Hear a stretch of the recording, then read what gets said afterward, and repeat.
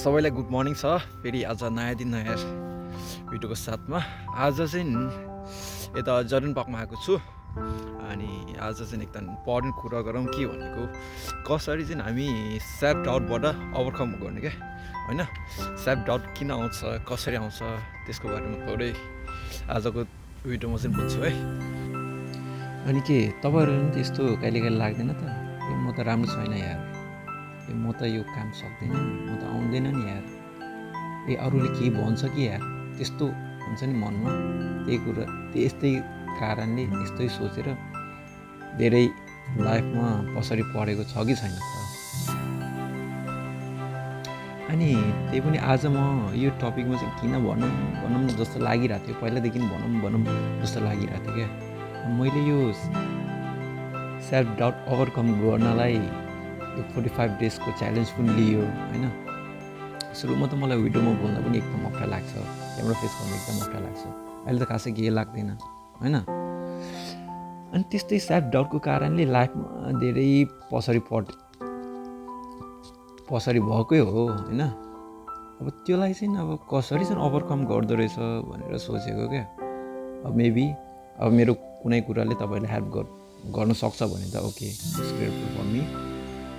अनि अब हेरौँ न मैले चाहिँ कसरी ओभरकम गरेँ होइन यो सेल्फ डाउटलाई। मेरो एक्सपिरियन्स चाहिँ म थोरै सेयर गर्छु है त।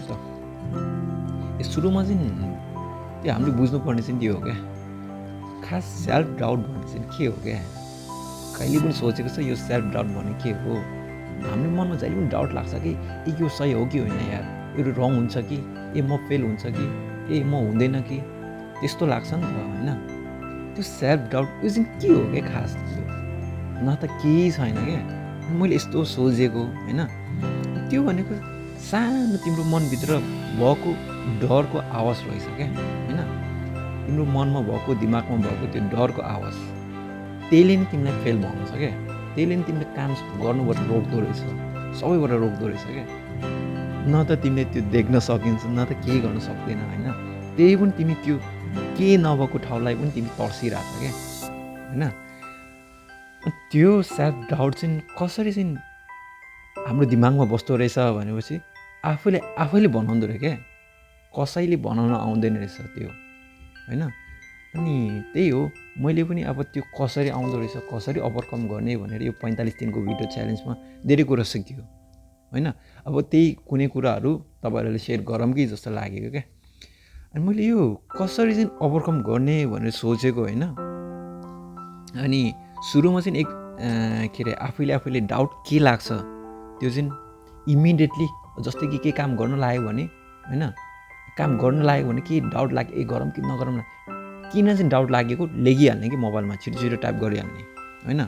त्यो पछि चाहिँ त्यो लेखिएको चाहिँ छ नि, अब हामीले जे लेख्छ त्यो चाहिँ एकचोटि आफूलाई एक्जामाइन गर्ने त्यो हो कि होइन, त्यो साँच्चीकै मलाई फेल भन्ने हो कि त्यो मैले सोचेको मात्र हो भनेर त्यो एकचोटि आफूले सोच्ने क्या त्यो कुरालाई होइन। दिमागमा आउने बित्तिकै लेखेपछि त्यसरी त्यो गर्ने। त्यो पछि चाहिँ अर्को कुरा चाहिँ छ, एकदम इम्पोर्टेन्ट कुरा चाहिँ त्यो कुरा दिमागमा आएको कुरा चाहिँ डाइरेक्ट क्वेश्चन गरिहाल्ने, भेरिफाई गर्ने। बुद्धले भनेको अनुसार कि आफूले माया गर्छ भने आफूले सुरुमा विश्वास गर्न जानुपर्छ क्या। आफूले विश्वास गर्न सक्यो भने केही काम छैन संसारमा। ओके, फाइनली अब यति नै होस् न। ओभरकम गर्नलाई राता सक्दैन, त्यही पनि बिस्तारै एक स्टेप गरेर गर्ने हो। Thank you.